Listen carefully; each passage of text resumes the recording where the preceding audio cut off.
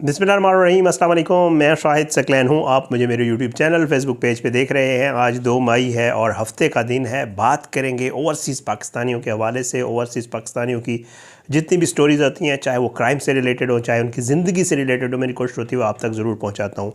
ऐसी एक कहानी आज मैं आपके साथ शेयर करने जा रहा हूँ, लेकिन ये कोई आम पाकिस्तानी ओवरसीज़ पाकिस्तानी की नहीं है, बल्कि बरतानिया में एक ख़ातून मेयर हैं जो कि पाकिस्तानी ओरिजिन है, जिनका अब बरतानिया में है।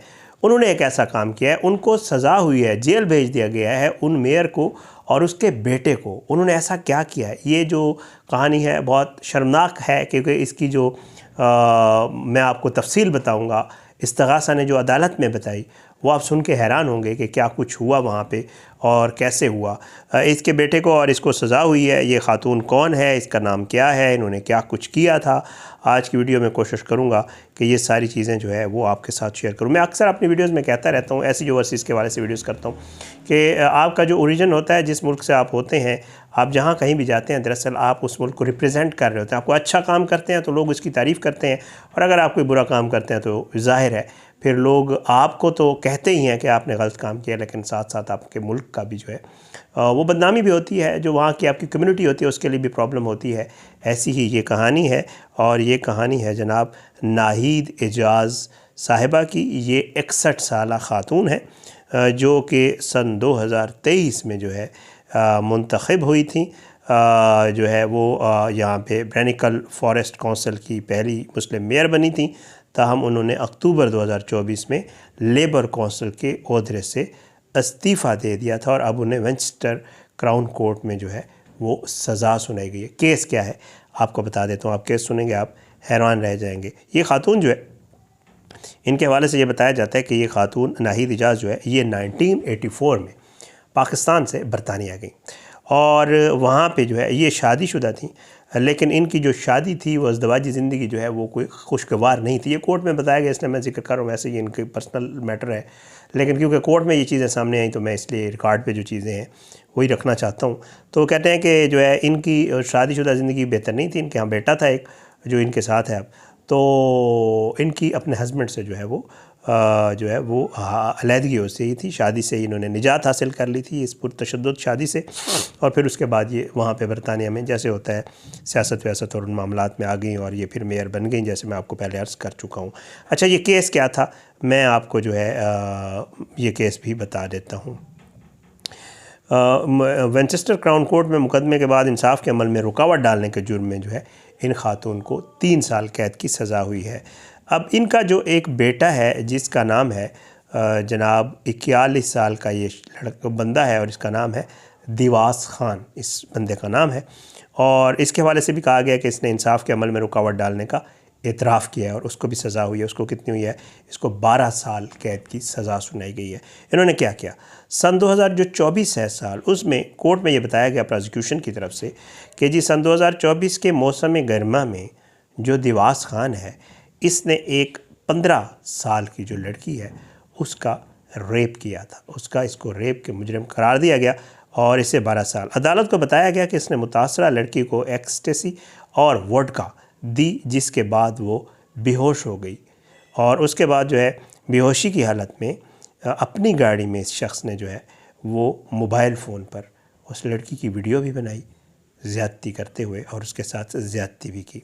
इस्तग़ासा के मुताबिक जब सितंबर 2024 में इसको पहले केस हुआ, केस के बाद पुलिस को पता चला, पुलिस ने पकड़ा इसको। पकड़ने के लिए जब सितंबर 2024 में पुलिस जो है वो ब्रैकनल में इनके घर पहुंची, तो वहाँ पे क्या हुआ, नाहीद एजाज़ और दिवास खान ने उर्दू में बातचीत की ताकि पुलिस को समझ ना आ सके, ये बताया गया कोर्ट में।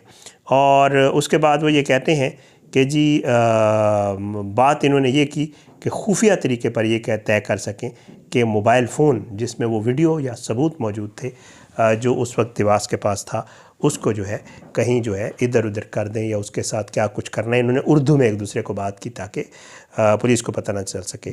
जज जो है रुफ स्टेलर, उन्होंने कहा कि नाहीद एजाज़ को इस वक्त फ़ोन में मौजूद मवाद का इल्म नहीं था, लेकिन फ़ोन ले जाने से हकीकी ख़तरा था कि खान रेप के मुकदमे से बच सकता था अगर वो फ़ोन गायब हो जाएगा।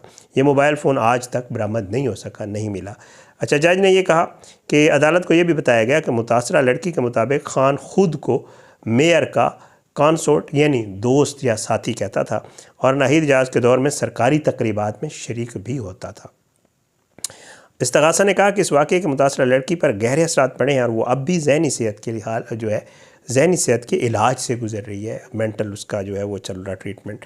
अदालत को बताया गया कि खान का मुजरमाना रिकॉर्ड तवील है, ये कोई पहला इसका मामला नहीं था, बल्कि अदालत में ये बताया गया कि इसे सन 2013 में कोकेन फ़रोख्त करने के इरादे से रखने के जुर्म में 2 साल ऑलरेडी वो कैद की सज़ा उसको सुनाई गई जा चुकी है 2013 में।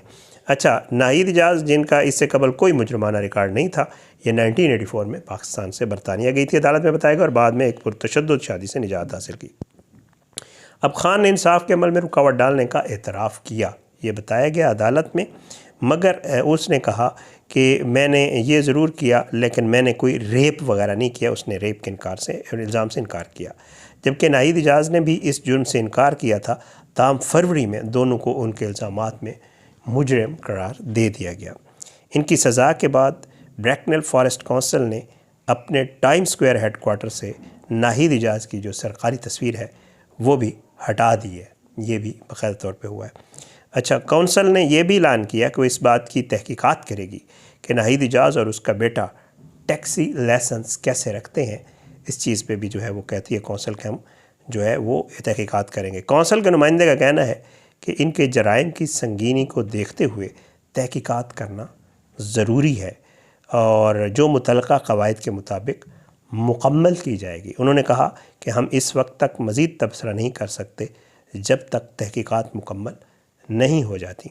उन्होंने मज़ीद कहा, हम अपनी दिली हमदर्दी उस बहादुर मुतासरा लड़की, उसके ख़ानदान और दोस्तों के साथ ज़ाहिर करते हैं। अच्छा, उसके बाद जो है हैम्पशायर जो है Hampshire and Isle of Wight police के डिटेक्टिव कांस्टेबल ली क्लेमेंट ने कहा कि मुतासरा लड़की जो है उसने तफ्तीश के दौरान गैर मामूली बहादुरी का मुजाहरा किया और अदालत में अपने तजर्बे को दोबारा बयान करना उनके लिए एक नहायत मुश्किल काम था, ज़ाहिरी बात।